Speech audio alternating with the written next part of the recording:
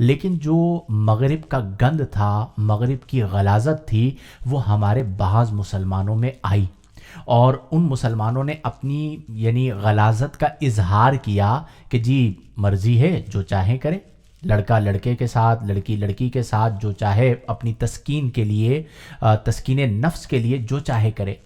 اسلام کے ہوتے ہوئے آپ یہ نہیں کر سکتے۔ تو سب سے پہلے آپ اپنے بچوں کی تربیت پر توجہ کریں، ان کی گھر میں جو تربیت ہے اس پر انہیں حیا، شرم، اخلاق اور اسی طرح جو ہے وہ کردار کی بلندی، ان تمام چیزوں کا درس دیں۔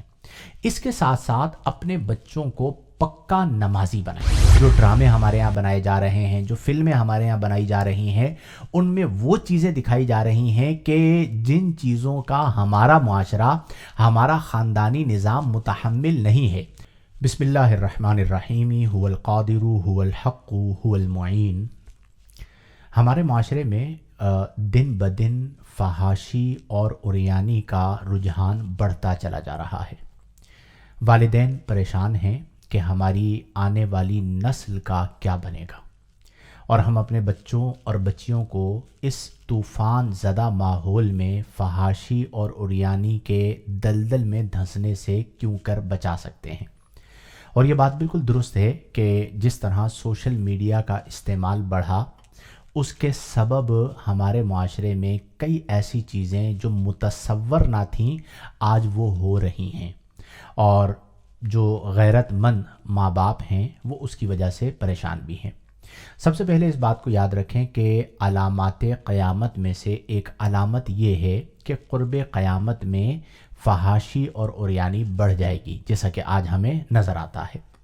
قرآن کریم فرقان حمید میں اللہ تبارک و تعالی نے ارشاد فرمایا، ان الذین یحبون ان تشیع الفاحشۃ فی الذین آمنوا، کہ بے شک وہ لوگ جو اس بات کو پسند کرتے ہیں کہ ایمان والوں میں فحاشی عام ہو، تو اللہ تبارک و تعالی نے فرمایا کہ لہم عذاب علیم، ان کے لیے المناک عذاب ہے، دردناک عذاب ہے، فی الدنیا والآخرہ، دنیا میں بھی اور آخرت میں بھی، واللہ یعلم وانتم لا تعلمون، اور اللہ تعالی جانتا ہے اور تم نہیں جانتے۔ اب اس ماحول میں سب سے اہم ترین چیز یہ ہے کہ ہمیں اپنی جو چار دیواری ہے اس کی تربیت کو مضبوط کرنا ہوگا۔ میں اکثر یہ بات عرض کرتا رہتا ہوں کہ جو ماں باپ اپنے بچوں کی چار دیواری کی تربیت اچھی کرتے ہیں، ان کے بچے کسی بھی معاشرے میں چلے جائیں وہ اپنے آپ کو محفوظ بنا لیتے ہیں۔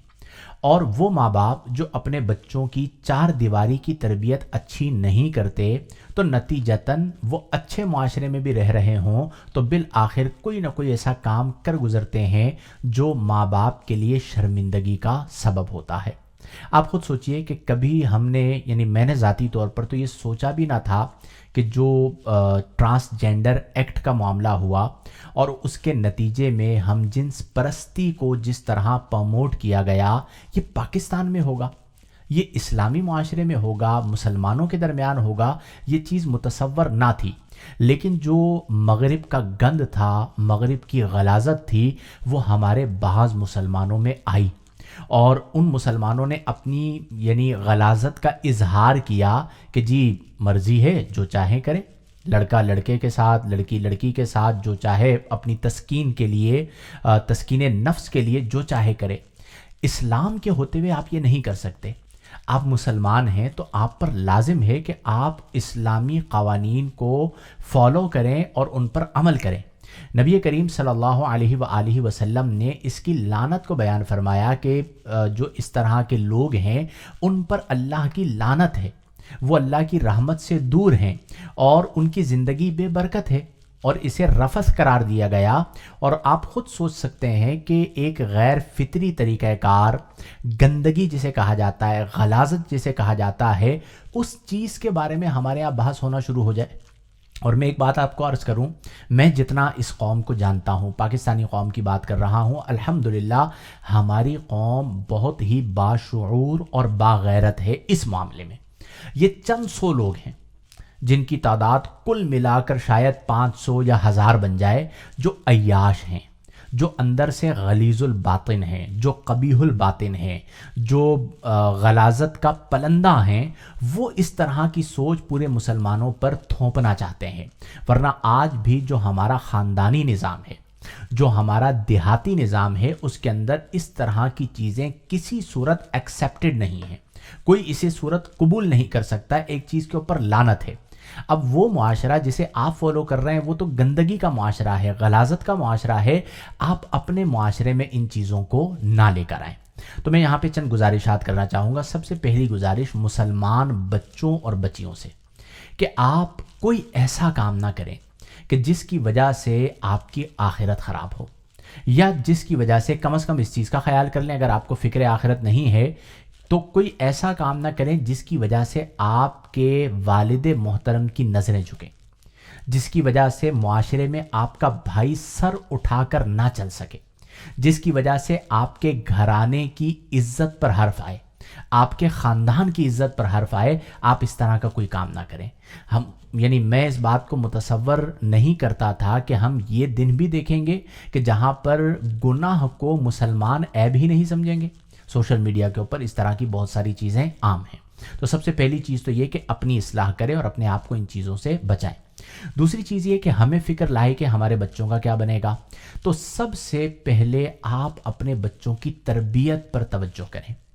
ان کی گھر میں جو تربیت ہے اس پر انہیں حیا، شرم، اخلاق اور اسی طرح جو ہے وہ کردار کی بلندی، ان تمام چیزوں کا درس دیں۔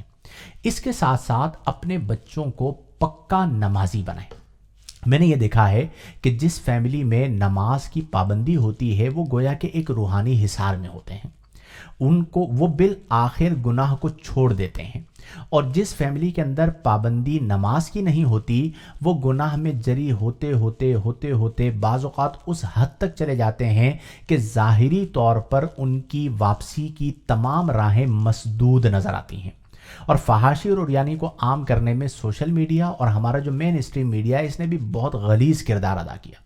جو ڈرامے ہمارے ہاں بنائے جا رہے ہیں، جو فلمیں ہمارے ہاں بنائی جا رہی ہیں، ان میں وہ چیزیں دکھائی جا رہی ہیں کہ جن چیزوں کا ہمارا معاشرہ، ہمارا خاندانی نظام متحمل نہیں ہے۔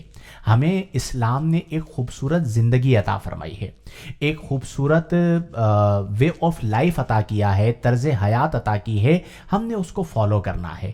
ہمارے پاس کردار کی بلندی ہے، ہمارے پاس اخلاق کی بلندی ہے، ہمارے پاس ہمارے پیارے نبی صلی اللہ علیہ وسلم کی سیرت طیبہ ہے، تو اس سیرت طیبہ کو ہم نے اپنانا ہے۔